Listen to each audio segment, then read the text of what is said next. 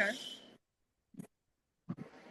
So we're joined from Canton by my girl, April Calhoun, owner of the Cooking Diva Restaurant and Catering, class of 1999, Madison Central High School, graduate of Southern Miss. We thank you so much for taking time out of your very busy schedule to join us. This is our hospitality and tourism career cluster. This is our college career readiness class. I've got a room full here with me at Velma Jackson. We're recording this for all of our friends in Madison County Schools, our alma mater, Madison Central High School, Ridgeland High School, Germantown High School, the Academic Options Center, Rosa Scott, and our YouTube channel. So thank you for fitting us in today. Oh, no problem. All right, so but we obviously want to talk about the restaurant, but first, just take us back. Graduate of Madison Central '99. You won a lot of academic awards. Starting point guard on the basketball team. Graduated in 1999. So you had a great high school experience, and then you did like a lot of high school kids do, and you went to Southern Miss. Had a great experience there. Member of Delta Sigma Theta Sorority Incorporated, and did the whole college thing before you went into entrepreneurship. So just take us through that process.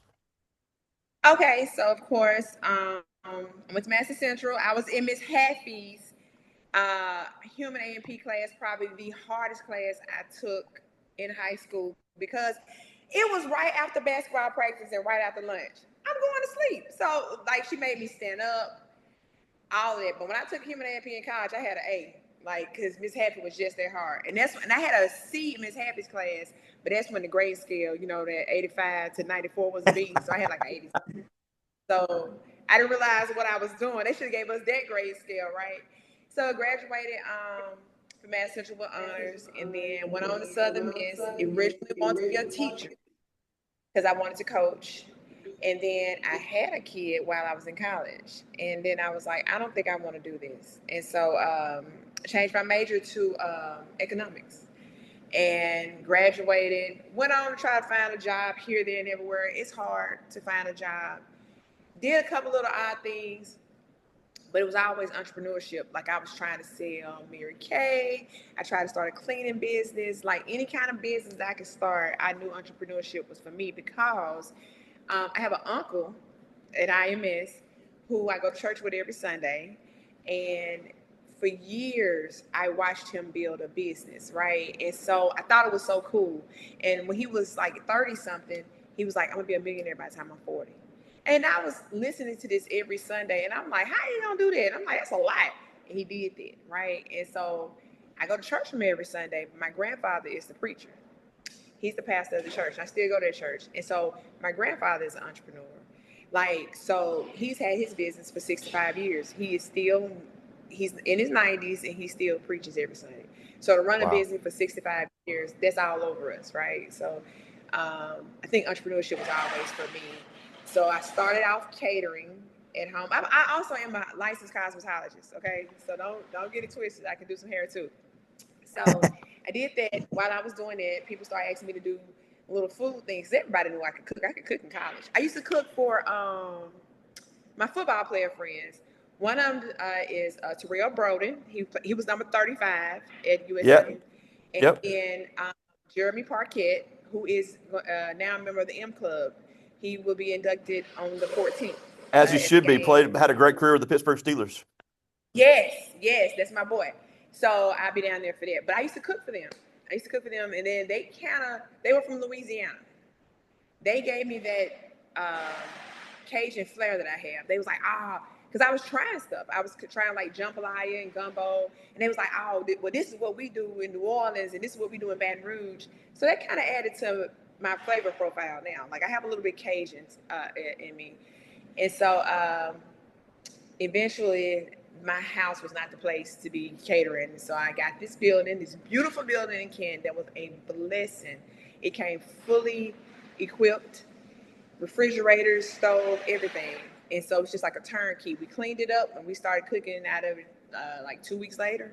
And we've been booming ever since. And I've been blessed to have a little bit of notoriety and go viral a couple of times with news articles. And lately, last week, this girl named Jocelyn Lachey, she came through and she said my cabbage wasn't good, but I'm gonna tell you, it was not good. So she wasn't lying. Like I was short staffed. I was down 2 people, and I had to do everybody's job, and I might have missed some. I tasted that cabbage at the end of the day, and I was like, "This ain't my cabbage." So she wasn't lying about that. So um, everything else was a 10, though. The Love it. chicken spaghetti.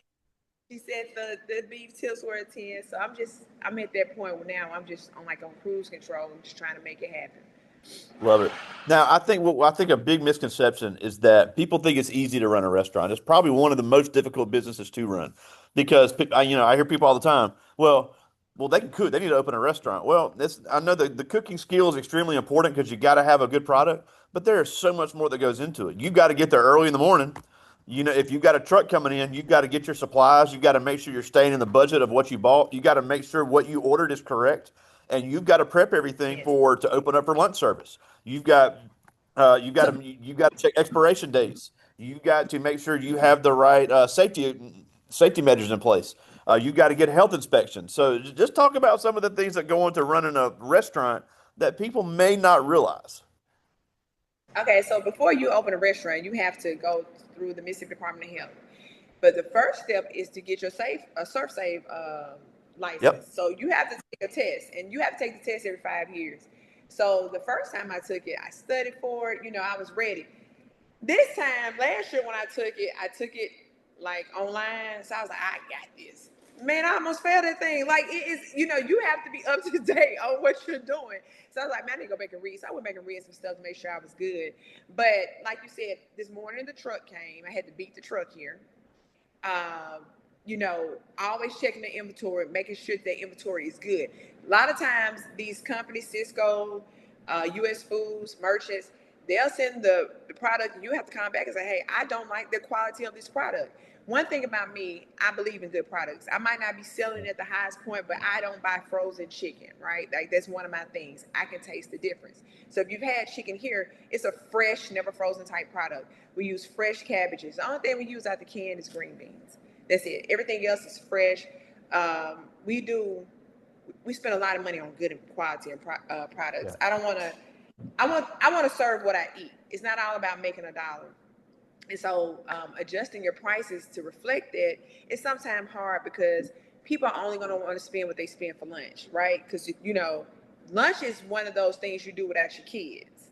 So you can splurge, but you can't splurge every day because you know that's not the market is volatile right now. Like everything's like this, and we're trying our best to just stay in business, right? Because like my granddaddy said, you in business to stay in business. So I keep that in mind a lot. Sometimes you have to make those hard decisions. Like, oh man, I hate to go up, but I gotta go up. And then most times the customers understand because they know at the grocery store they're paying Yeah. more. They're paying more, so they're like, okay, it's cool. So you have to keep that in mind. I'm in business to stay in business. That was the best advice I ever heard. You in That's business to awesome. stay in business. Yeah. Yeah, and also at the end of the day, you're in the customer service business because restaurants are one of the few things where people go and pay money and something could affect their health. Because anytime you eat something, it's going into your body. You've got to make sure it's served properly, and you have to listen to Yeah. customers when it comes to, like you said, the one about your cabbage. Now, I'm not talking about the Yeah. Karens that come in there and one little thing isn't right that's not up to their standards. There's a big I difference between don't that. But you have to listen to have any of legit them. customer complaints. If something So is not cooked correctly, you got to listen to it. you also have to listen. I built this business on what customers said that they wanted. When I Yep, first there you opened, go. I had three entrees on the menu. The customers came in here once they realized I could cook those three things. They said, "Hey, do you make neck bones? Do you make turkey necks? Do you make beef tips? Do you like?" They came up with the whole menu. I've been blessed for that, and I've seen other people come in business. They come and they go, and I've seen other business kind of pattern what they do behind me. But I also spend a lot of money on technology. Like you come in here, I have a computer screen with the menu. I change it from my phone. Wow. I have a kitchen display system. The orders come to the back. So if sometimes people are like my order ready already, how you know? Well, your order came to the back. But that comes from experience. So I work in high school. I worked at Wendy's, I worked at Sonic, and I worked at a Chinese restaurant. And I've served tables, I waited tables twice. So I had a little bit of kitchen experience, not a lot of cooking experience in the kitchen, but I had the way it ran. So my business, even though it's a mom and pop, it's running a little bit like McDonald's or something. You know, it's Yeah. the orders are coming back. I can scroll through the screen. I can also check what I got coming up. Like I can say, hey, I can tell my mom fries all the food. And so I say, Mom, I got uh 15 catfish weighed. She was like, okay. And so, because I can look up there and it gives me a tally of how many I have, I don't have to guess. So that speeds everything up. That speeds everything up. And I try to tell other business owners, they was like, well, I don't need that right now, but you do, because that's how you increase your volume. Speed. Speed is how you increase your volume. Big time. Now, and also on top of your lunch service, you do a great deal of business in catering. So anytime there's an event, weddings, birthday parties, anniversaries, church events, you guys do a lot with that, and you don't have to be open at night for dinner because you're able No. to reach into that market. So Yeah. talk about that because you guys do so well at doing both of those because that is the ultimate customer service, and that is a big business here in the metro area. So I started off catering, maybe 10 people, 15 people, you know, loading up all my chafe dishes, going over there and just getting started. So please don't look at me and like, well, she doesn't do that. No, I started doing 10, 15 people, like whatever I had to do to get it. But now I've been blessed to do up to 800 people, right? So that's a big deal. Uh, because serving 800 people, you have to know how many lines you're going to have. You have to have servers. It's a lot that goes into it. So it's really a bunch of thinking. And you also have to know what is achievable on that menu. You cannot tell somebody, well, I'm going to do 800 steaks. That may not be achievable. But I also It's am not, impossible. so yeah, yeah, right. So I also pull in other caterers when I have big jobs. I'll call another caterer and say, hey, I need some help. Like my ego is not too big to where I don't need help. Like, and I know I would rather get help and pay another caterer than to jeopardize my reputation. Like that's big to me. Like I want people to say the Cooking Diva knew what to do. Yeah, they saw Chuck Donald there from Charting Catering, but they worked together. And I get hired because of that. Because people know I'm not going to try to do it all. I do what I can and what's feasible. So, and then I don't want to burn myself out. But the catering business is like, if I was telling anybody, the catering business is a good way to know and assess yourself if your product is good. You're gonna have some mishaps, but you're going to know. They're going to tell you that they didn't like this, and then you got to get back in the lab. But the catering is a good way if anybody wants to get started and see how their food tastes.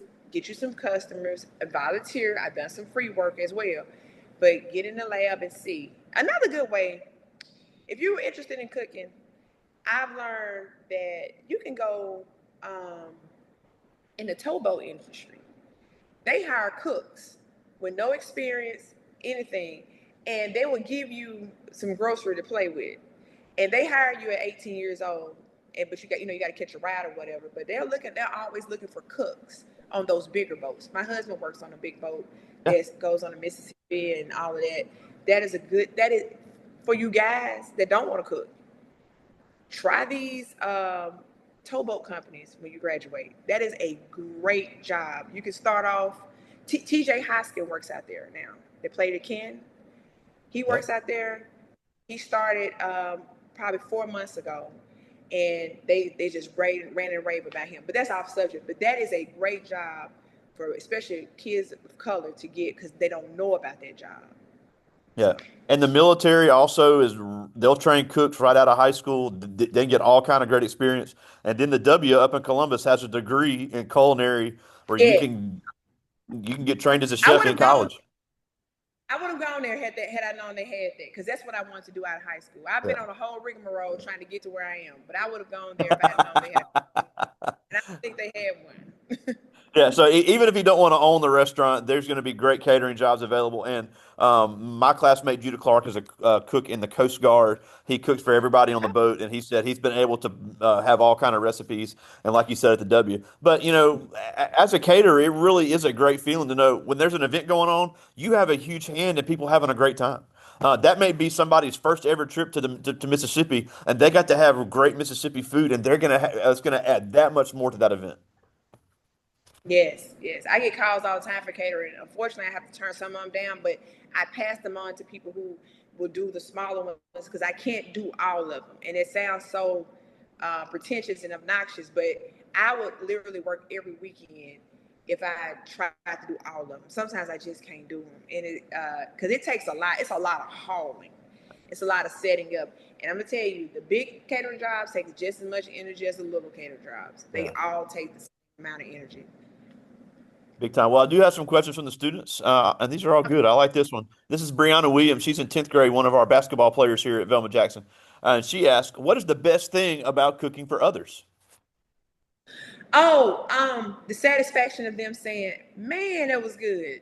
That's it. Like that just does everything to me. And like I had family over Sunday. I never cook on Sunday, and they were like, "Oh, April, this is so good. Thank you for the invite." And it just warmed my heart. Like, and that's part of who my grandmother was. My grandmother cooked for us every Sunday, and she was a heck of a cook. And that's why I learned how to cook really over the phone with her. But she would just cook just so we could say that it was good. And that to me is that's it. That's really it. I mean, the money helps, but when they pay me and they say it's good, that's it. I like this one. This is Caroline Flowers. She's in 10th grade, and she asked, when you first opened your restaurant, was there anything that surprised you that you weren't expecting about running it? Everything. I knew nothing about running a restaurant, and I had no mentorship. So even the cash register, point of sale, how difficult that was, how Yeah. disorganized I had that, everything, and that's why I didn't advertise.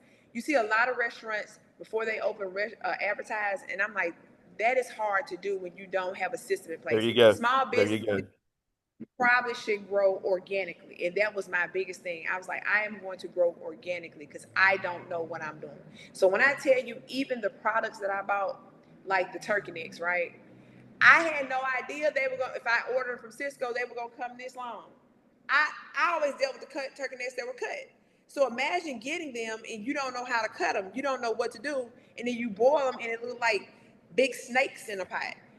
Disgusting. I had to throw the whole pot. So I had to learn the products. I had to learn everything. Like it is a lot to learn. And I've tried to, people that open restaurants, they'll call and I go over there and set everything up for them and, just do what I can. Cause if I would have had that, I would have been light years ahead. But I also, one of the biggest things is help. You got to have proper help. You got to have enough help. If you don't have enough help, you're going to fail quickly. Big time. This is Michaela Burt. She's in 10th grade, one of our volleyball players. And she asked, what dish are you best at cooking? Man, listen, all of them. Like my favorite dish to make. Like I'm good. Okay, so I started my whole business off of pasta. That was the first. It's a I call it a Cajun pasta, and that was one of the first things that people just repeatedly wanted to buy. And so yeah, that would be it. The Cajun pasta. It's delicious. It tastes like nobody else's. It tastes like mine. I perfected it, and I don't sell it at the restaurant though. I, Wow. I only cater. I Wow. only cater it. I, I got time for two more, and I love this one. This is Deani Johnson. She's in 9th grade, member of our band here. And she asked, how do you manage your staff and ensure consistent, high quality customer service? So, woo. So I'm really flexible. Probably too flexible at times. But how I manage my staff is I try to be understanding. I don't put a whole lot of pressure on them. I give them assignments. I let them work with a lot of autonomy because a lot of times people get ran off a job because they're always micromanaged to death. But I try to let them figure out how they want to do it as long as it get done. I have staff meetings and I tell them this is the goal. I don't care how y'all get it done. Just let me know, right? So I let them work it out because I don't want to be the person that says, well, you do this and you do this. And then somebody says, well, she gave me more to do than that other person. No, y'all about it done. Y'all figure out how y'all gonna do it. Just get it done. So with that, I have had. I've only been in business 7 years, but I've had one employee 7 years. I had another employee 5, another employee 4, another employee 4, and the other employee 7. So these people like the way I manage. I don't have a high turnover. So it's hard. I get people calling every day about a job. It's hard to get in here because, for one, I pay a little bit more than the other restaurants. They make tips. I give them things and they get the weekends off. They only working like 6 or 7 hours a day at the most. It's a lot of. They get benefits. That's Wow. something I'm proud of. Able to provide benefits in a small restaurant. Um, yeah, they have some like long term disability, short term. They got benefits. I'm Wow. proud of what I'm able to. Yeah. Absolutely. That's incredible. All right. I got one more. This is Kaylin Bullock. She's in ninth grade, and she asked, has owning a restaurant changed you since you started in business? Yes. I'm not gonna lie. Um, when I tell y'all I don't take no mess from nobody, I used to be a little bit passive, but now I like you would think as vocal as I am that I'll say anything, and I will say anything. I've always said anything. But if somebody wronged me, I was not quick to tell people how I feel. Now I'd be like, hey, you hurt my feelings. I'm more assertive. I've always been aggressive in a way, but I'm more assertive, even to the people I love. If I love you, I used to be kind of passive because there's no place here for that. You have to be active. You got it. Like these customers will activate you. So Yeah. I have become I don't know. I don't know. I ain't the nicest person I was no more. I'm kind, but I'm not nice. I will get you together. Two different things. But I will give you the world. But I will also get you together real quick. So yeah, I'm kind, but Love I'm it. not nice. Well, we're almost out of time, and we thank you so much for joining us. But a few things before we go. First of all, we'd be remiss if we didn't mention our friend Renata Davis, our art teacher here at Velma Jackson, your line sister there at Southern Yes, Miss with the chapter. yes. She would do anything I asked her to do. Like she's come to my grandfather's church to help put up balloons for anniversaries. Anything I asked Renata to do, she's gonna be there. And I know y'all feel the same way about Miss Davis. Miss Davis is like the nicest person in the world. Even when we was pledging, it was like she was just like, "You need something? You need some?"